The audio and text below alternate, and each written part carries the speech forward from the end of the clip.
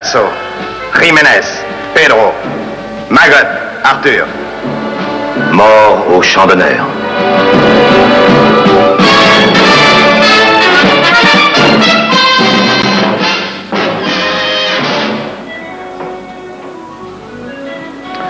Madame, Monsieur, bonsoir. Le sommaire de Soir 3, les titres que nous allons développer dans quelques instants avec tout d'abord la grève dans les prisons. Le mouvement continue après la manifestation de cet après-midi à Paris. Le garde des Sceaux, Pierre Arpaillange, menace de sanctionner. Salman Rushdie en librairie en France dès cet été, c'est la décision de l'éditeur. L'Occident fait bloc contre les menaces de l'imam Khomeini. Moins 2,5% en un seul jour, et c'est beaucoup à la Bourse de Paris. La crainte des investisseurs, une reprise internationale de l'inflation.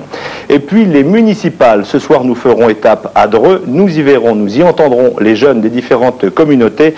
Un deuxième tour qui sera très indécis, et ce dans la division. Voilà tous ces titres, donc je vous le disais, développés dans quelques instants. À tout de suite.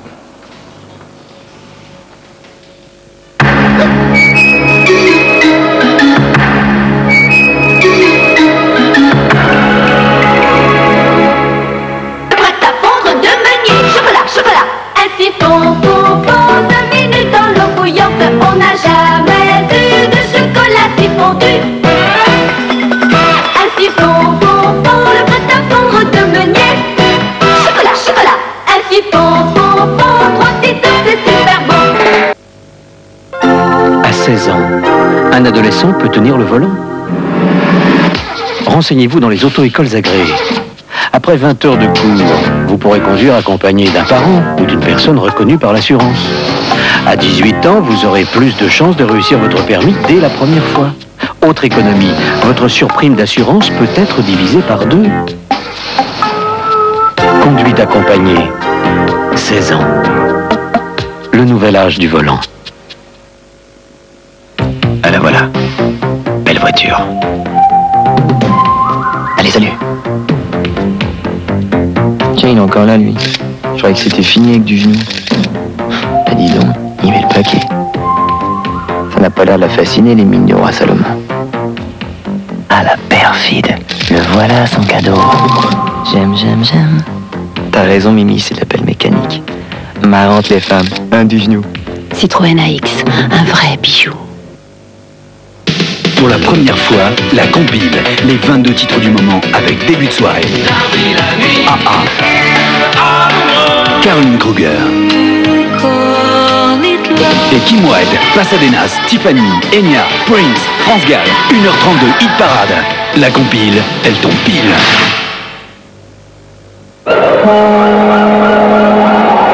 Voilà papa. Vite, c'est le moment d'un souper gourmand. 3 minutes de soupe. Suprême de volaille jardinière. Suprême aux fruits de mer. C'est toi qui as eu l'idée? Du poisson, des croûtons. Les soupers gourmands, c'est... Alors ça, les petits loups, c'est vraiment suprême. 3 minutes de soupe. On s'est mariés, bon. Elle était enceinte, puis on a passé à la mairie, puis on a mangé dans une grange.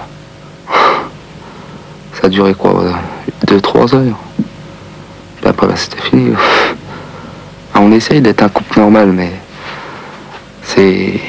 Enfin, on arrive, nous, on s'entend, mais c'est le budget qui s'entend pas. Aujourd'hui existe en France le RMI, Revenu Minimum d'Insertion. C'est une série de droits nouveaux. Un minimum pour vivre, la sécurité sociale, une aide au logement. Mais c'est surtout un contrat d'insertion dont le succès dépend des chefs d'entreprise, des élus, des associations et de chacun de nous. RMI, ne fermons pas la porte à ceux qui sont dehors.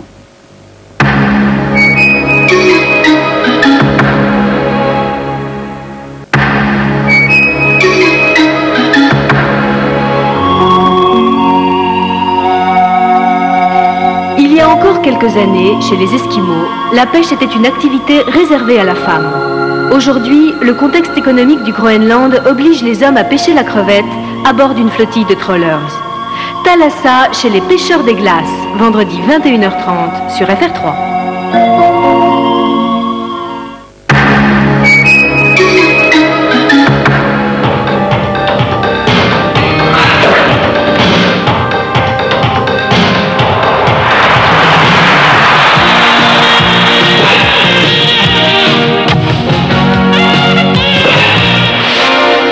Affaire 3, avec le concours de Coca-Cola, vous présente le 3e Grand Prix de tennis de Lyon.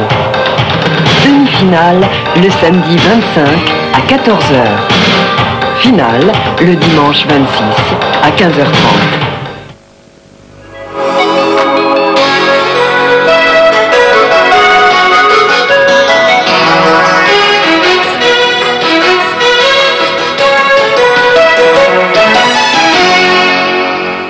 Sommaire de soir 3, la grève dans les prisons. Le mouvement continue après la manifestation de cet après-midi. Le garde des Sceaux menace de sanctionner. Salman Rushdie en librairie dès cet été en France. C'est la décision de l'éditeur français qui détenait les droits. Il s'en explique dans soir 3. Moins 2,5% aujourd'hui à la Bourse de Paris. Une crainte internationale de reprise de l'inflation. Et puis les municipales. Ce soir, nous ferons une étape à Dreux avec une rencontre avec les jeunes, la perception qu'ils ont de cette ville.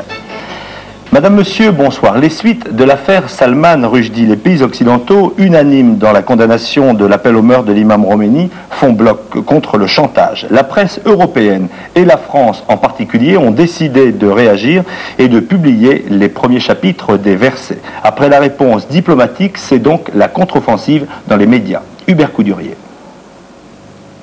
Aux États-Unis et en Europe, la mobilisation des intellectuels et des journalistes a conduit les États à une fermeté qui d'emblée n'était pas acquise. Lecture publique des versets contestés à New York, manifeste des écrivains à Paris, suivi d'une publication conjointe ce matin des premiers chapitres du livre de Rushdie par Libération, Le Nouvel Observateur et l'événement du jeudi.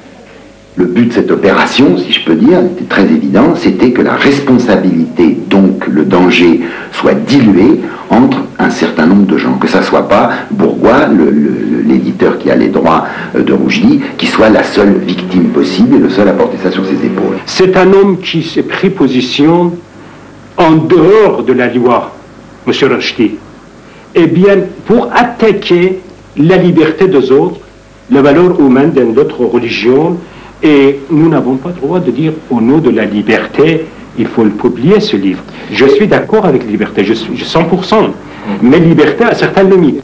À la mobilisation occidentale répond donc une crispation iranienne après que l'ayatollah Khomeini ait confirmé sa condamnation de Rushdie qu'aucune menace de blocus économique ne saurait différer. Visiblement, la modération que le président Khamenei et l'ayatollah Montazeri avaient tenté d'incarner n'est plus de mise. Ainsi, le djihad islamique pour la libération de la Palestine a-t-il menacé de se venger de ceux qui offensent l'islam en retardant la libération de 3 otages américains. D'où une réaction très vive à Washington du département d'État exigeant leur libération immédiate. De son côté, le Parlement ouest-allemand a adopté une résolution qualifiant la condamnation à mort de Rushdie de véritable déclaration de guerre aux droits de l'homme. La RFA, particulièrement vigoureuse dans cette affaire, a souhaité une saisine du Conseil de sécurité de l'ONU sur la question. Quant à son président Richard von Weizsäcker, il a refusé de rencontrer le vice-ministre iranien à Tokyo, conformément à la suspension de tout contact à haut niveau décidée par les 12. Donc cette confirmation, aujourd'hui, Christian Bourgois, qui possède pour la France les droits des versets sataniques, a décidé de les publier. Il avait différé cette décision après l'appel au meurtre de l'imam Khomeini. Le livre sera disponible dans les librairies françaises au plus tard au début de l'été. Morad Aïtabouche. Depuis le début de l'affaire Rushdie, la maison d'édition de Christian Bourgois, seul propriétaire des droits pour la France des versets sataniques, se trouve sous haute surveillance. Christian Bourgois, lui, restait invisible. Aujourd'hui, il décide de publier le livre et sort du même coup de sa réserve. J'ai décidé de publier des versets sataniques il y a 1 an, quand j'ai signé un contrat avec Salman Rushdie et son agent. Bon, et la semaine dernière, quand a éclaté cette nouvelle invraisemblable, et qu'on s'est trouvé dans cette situation tellement difficile à apprécier, totalement absurde, je n'ai pas dit que j'avais renoncé à publier ce livre. J'ai simplement dit que je vais décider de surseoir à la publication, ce qui était une formule qui voulait simplement dire que je prenais un peu mon temps pour réfléchir. Est-ce que vous avez peur? Écoutez, tout le monde me demande ça, c'est tellement abstrait, la peur, et cette affaire est tellement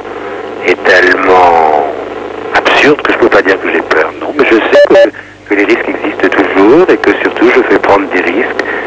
C'est pour ça que j'ai bien soupesé ma décision à des centaines de personnes qui travaillent pour moi ou avec moi, qui travaillent dans mon groupe, et demain peut-être des libraires qui les exposeront, ou même aux lecteurs qui voudront les acheter pour les lire. La manifestation des gardiens de prison aujourd'hui à Paris, assez faible participation à la 3e semaine du mouvement. Ils étaient quelques centaines à défiler sous les fenêtres du garde des Sceaux. Pierre Arpaillange, de son côté, maintient le cap de la fermeté, il évoque des sanctions. Jean-François Gringoire. 14h15 rue de Rivoli, le cortège va démarrer après une laborieuse mise en place. L'unité syndicale a pourtant bien fonctionné puisque FO, la CGT et l'UFAP défilent ensemble. Pour cette première manifestation dans la rue, après 3 semaines de mouvement, les surveillants sont paradoxalement peu